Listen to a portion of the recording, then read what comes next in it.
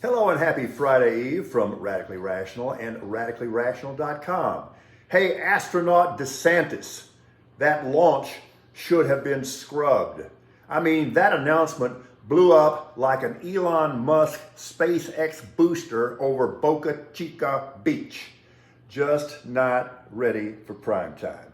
You know how metaphorically we all refer to Kenny Boy Paxton as a dumpster fire. Now it's literal. Man, and can you say destruction of documents? Okay, this astronomical note, apparently this is true. I was listening to some astronomers, and the planet Saturn is losing its rings faster than conventioneers in Vegas. I mean, quick. So remember this. Keep it straight. It's the NBA Finals, but it's the Stanley Cup Final. So watch your S. The most mysterious man in America, Jordan Love, been in the league 3 years. Nobody knows how good he is. We're going to find out because he'll be the starting quarterback of the Packers. That's a rough gig, to tell you the truth. And the media is going over his every throw at OTAs with a microscope. And sometimes his report card has not been good this week. My feeling? Give the young man a chance, please.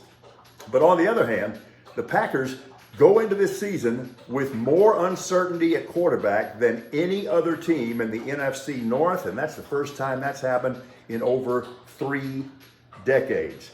I don't know one thing about Matt Araiza, but I'm pulling for him as he tries to land a job as the Jets punter. Now, you remember him.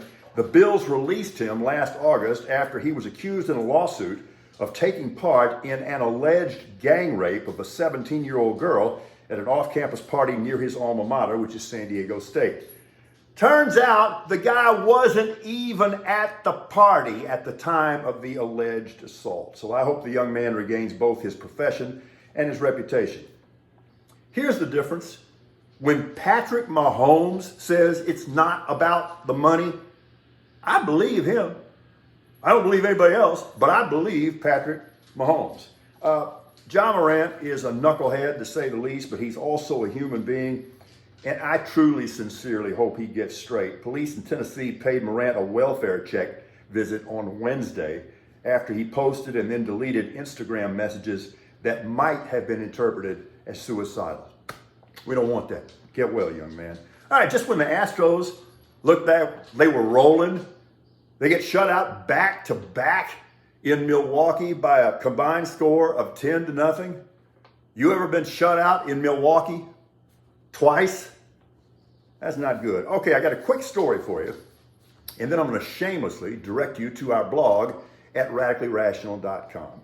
This would have been 1984, and I was working in St. Louis for CBS as a sportscaster, and one of my jobs was I was the dude that covered the St. Louis football Cardinals. You remember them, right? Yeah, before they went to Arizona and the whole, you remember the whole thing. All right. So that year, the Cardinals split their training camp, their summer training camp, between Eastern Illinois University and the University of Washington. And the reason for that is because the Cards had back-to-back preseason games on the West Coast, and they wanted to restrict travel a little bit. Okay, so the players in Seattle are staying in dorm rooms at the University of Washington.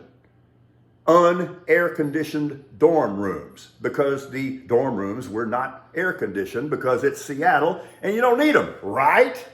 Mm-hmm. Well, no sooner does the team get there than they have a record heat wave. I mean, triple digits every single day. And this was back in the day when NFL training camps were not Club Med.